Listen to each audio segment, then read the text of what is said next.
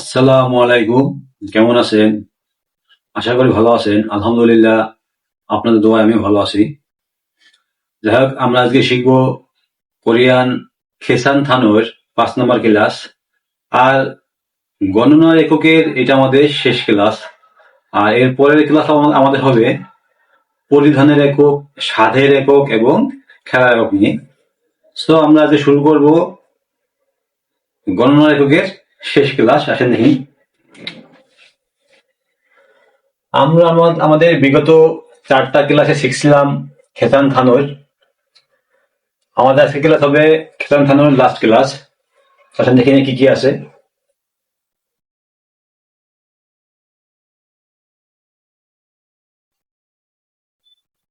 Fun,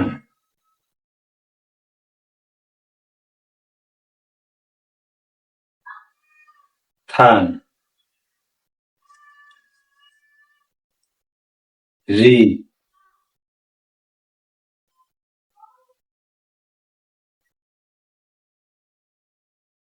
থুলম এবং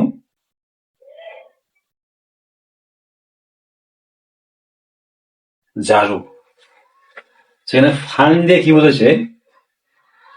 এখানে fun দিয়ে আপনার যে আমরা যে ডিমের যে খাসা আছে না, যে আমরা বলি না যে আমাকে এক খাসা ডিম দেন, ওই যে যে খাসা, ওই যে বান্ডিল, ওইটাকে বোঝানো হয়েছে।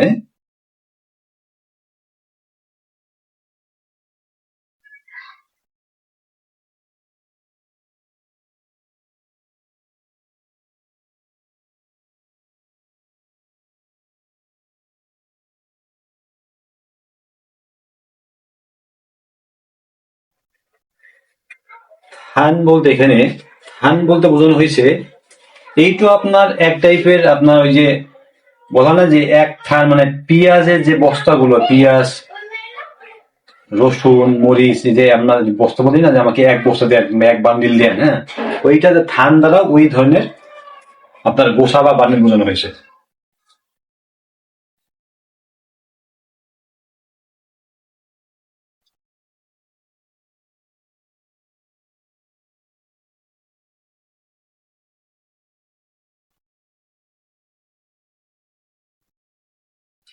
রি দ্বারা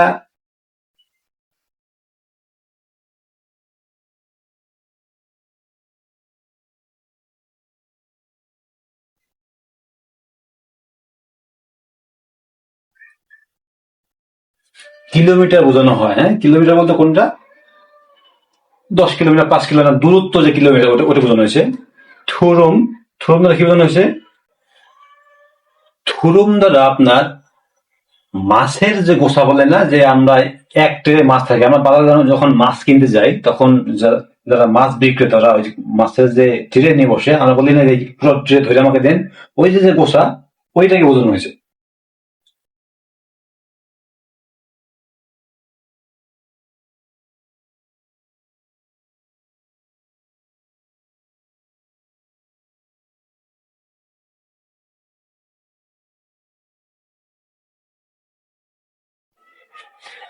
আর ঝাড়ু, ঝাড়ু বলতে আপনার লম্বা জাতীয় বস্তুর ক্ষেত্রে যেরকম কলম, পেন্সিল, বা ওই যে আপনার ঝাঁটার যে লম্বা যে হাতুড়ি আছে না, ওইটা।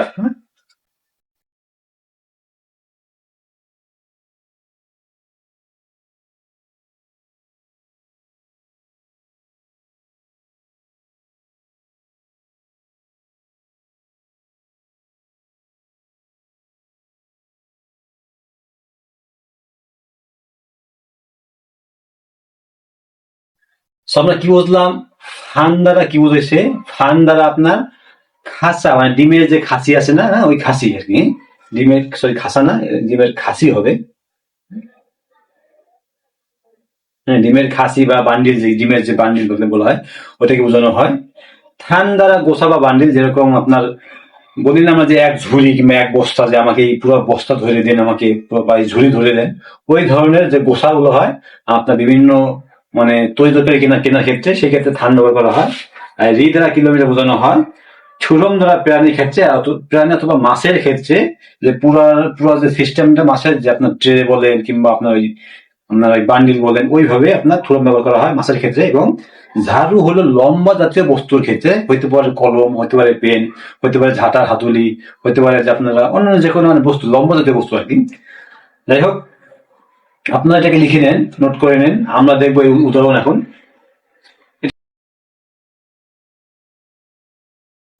সেখানে ফান দ্বারা কি বোঝানো হয়েছে? ফ্যান দ্বারা আমাদের ডিমের যে খাঁচা বা খাসি, ওটা বোঝানো হয়েছে।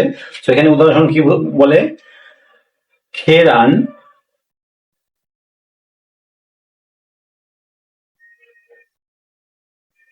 খেরান মানে ডিম, খেরান, হানফান,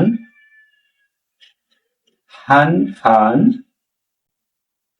জুসেও।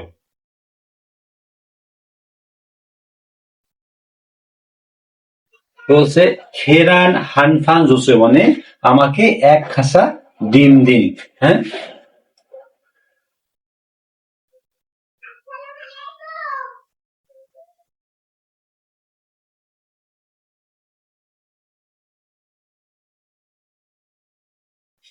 এক খাসি ডিম দিন। খেরান হানফান জুসেও আমাকে এক খাসি ডিম দিন। এখানে থান দ্বারা কি বোঝানো হয়েছে? থান দ্বারা আপনার যে ওই, আমরা একটা উদাহরণ দেখবো যে সবজির ক্ষেত্রে যে আমার পেঁয়াজ যে এক বস্তা পেঁয়াজ দিন আমাকে, সেই ক্ষেত্রে বলছে ফা মানে পেঁয়াজ। এই ফা ফা মানে হলো পেঁয়াজ। হ্যাঁ, পেঁয়াজ। এই থান থান জুসেও।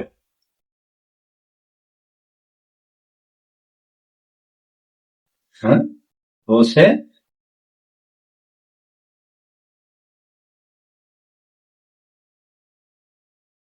এক বস্তা বা বান্ডিল।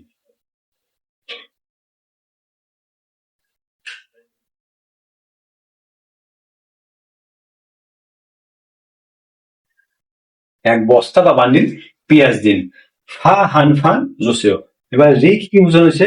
রি বলতে কিলোমিটারকে ইঙ্গিত করা হয়েছে বা কিলোমিটার বলা হয়। যাই হোক, সেখানে আমরা বলবো যে ফিয়ং, হ্যাঁ, ফিয়ং ওয়ান,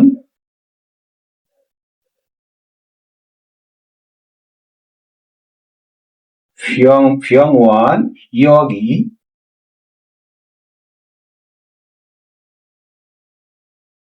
여기에서 피아노 이거사 15리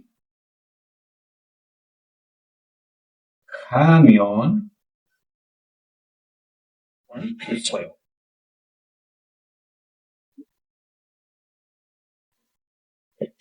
বলছে ফিয়াংওয়ান 여기에서 15리 가면 있어요 বলতে, ফিয়াংওয়ান বলতে আপনার হসপিটালকে বোঝানো হয়। মানে হসপিটাল এখান থেকে 15 কিলোমিটার গেলে, এই খামিয়ন, আমরা জানি যে খাদা, খাতার দা থাকবে না, সো সরকার শুধু খা থাকবে, খা মানে যাওয়া। আর এই মিয়ন মানে হলো মিয়ন, এই মিয়ন মানে হলো কি লে। সো এখানে হলো গেলে, খামে মানে কি গেলে বোঝানো হয়েছে। সো হসপিটাল এখান থেকে 15 কিলোমিটার গেলে আছে। আমরা বলি না যে এখান থেকে 15 কিলোমিটার গেলে হসপিটাল পাওয়া যাবে, ওরকম বোঝানো হয়েছে যে হসপিটাল এখান থেকে 15 কিলোমিটার গেলেই আছে। হুম, কি বলছে এখানে? হসপিটাল, হাসপাতাল আর কি। এই ইয়গি এসে মানে ইয়গি মানে হলো এখানে। ইয়গি এসে মানে এখান থেকে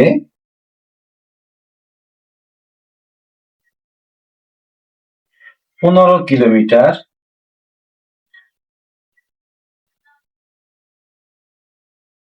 15 কিলোমিটার গেলে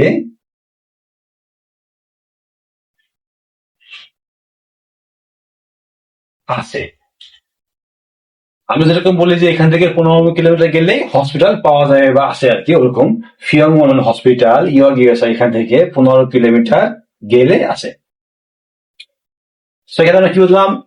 ফিয়ং মানে হসপিটাল, ইয়গি এসে মানে এখানে, আর খামিয়ে মানে হলো গেলে, ইচ্ছায় মানে আছে। থুরুম, থুরুম বলতে কি বলছিলাম? থুরুম বলতে আপনার যে মাছের যে গোসা, মানে মাছের যে ট্রে, আমরা বলি না এক ট্রে মাছ দেয়, সেই ক্ষেত্রে থুরুম ব্যবহার করা হয়। আমরা এখানে কি শিখবো? সেউ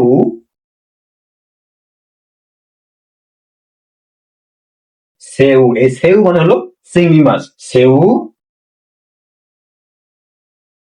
한처럼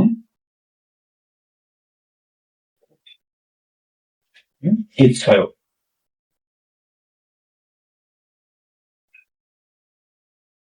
আচ্ছা, মানে কি? চিংড়ি মাছ এক থান বা এক গোছা আছে।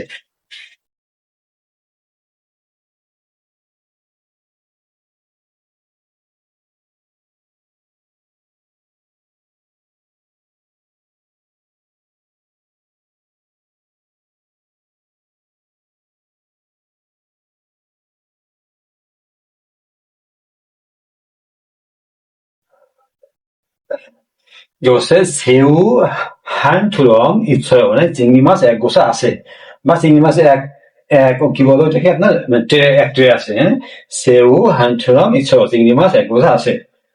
ঝাড়ু, ঝাড়ু কি বলা হয়? লম্বা জাতীয় বস্তুর ক্ষেত্রে ঝাড়ু ব্যবহার করা হয়। পেন হইতে পারে, পেন্সিল হইতে পারে। আমরা এখন পেন্সিলের উদাহরণ দেখবো। হ্যাঁ,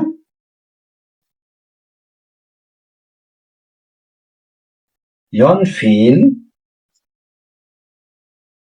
연, 이어, নয়, 연필, হ্যাঁ, 한 자루,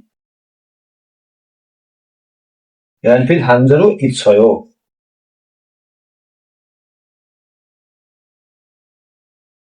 있어요. বলছে 연필 한 자루 있어요, মানে পেন্সিল একটা আছে।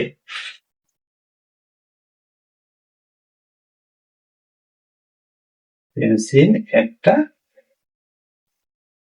আছে। কি বলছে? 연필 মানে পেন্সিল, 한 자루 있어요 মানে পেন্সিল একটা আছে। আমরা প্রথম থেকে দেখি। হান কি বলছে? 계란 한 판 주세요 মানে এক এক ট্রে ডিম দিন। থান বলতে কি বলছে? ফা মানে পেঁয়াজ, হান থান মানে এক এক বান্ডিল বা এক গোছা, জুসিও। হ্যাঁ, সো আপনারা পেঁয়াজ বলেন, আলু বলেন, মানে সবজি টাইপের সমস্ত যে গোছাগুলো ওইগুলোকে আপনারা থান ব্যবহার করবেন। রি বলতে কিলোমিটার জাতীয়, কিলোমিটার যেইভাবেই বলেন না কেন, কিলোমিটার আসলে আপনাদের এই রি থাকবে আর কি। সো ফিয়ংওয়ান ইয়গিয়েসো 15 রি খামিও নিশ্চয়, মানে এখান থেকে 15 মিটার গেলে হাসপাতাল পাওয়া যাবে বা আছে। ঝাড়ু কি হচ্ছে? থুরম, সেউ হানছড়ম ইচ্ছাও। এটা শুধু চিংড়ি মাছ না, যে কোনো মাছের বেলায়, হ্যাঁ, যে কোনো মাছের বেলা যদি আপনারা এরকম দেখেন যে থুরম, তাহলে বুঝবেন যে আপনার মাছ টাইপের প্রাণী যেগুলো আছে ওইগুলোর ব্যবহার এখানে করা হয়েছে। সেগুলা সেউর জায়গায় অন্য কিছু থাকতে পারে।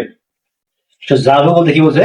ইয়নফিল হান ঝাড়ু ইচ্ছাও। এখানে যদি দেখেন যে ঝাড়ু লেখা আছে কোথাও কোথাও, এখানে ইয়নফিল তো আপনাদের অবশ্যই নাও থাকতে পারে।